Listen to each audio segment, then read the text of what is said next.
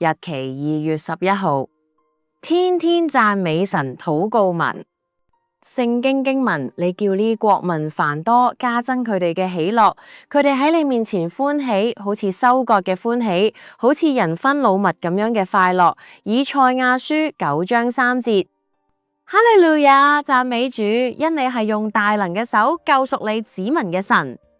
日日與我同行嘅主，你都係我嘅喜樂及平安，係賜我力量嘅上帝。求你發出你嘅亮光同真實，好引導我，帶我到你嘅聖山，到你嘅居所。我嘅心要仰望你，因我要稱讚你。你係我臉上嘅光榮，係我嘅上帝。你嘅恩典何其大，何其多，願你憐憫我，賜福與我，用臉光照我，好叫我認識你嘅美善，並得知你嘅救恩。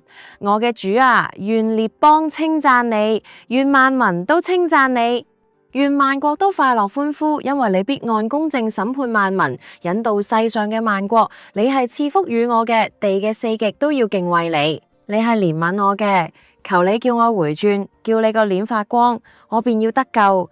求你按心中嘅純正牧養我，用手中嘅巧妙引導我。你係慈愛嘅主，我要歌唱你嘅慈愛，直到永遠。我要用口將你嘅信實傳與萬代，因你嘅慈愛憐憫必建立到永遠，你嘅信實必堅立喺天上。我要稱讚你嘅聖名，以讚美你為誇勝，你嘅榮耀必傳到永永遠遠。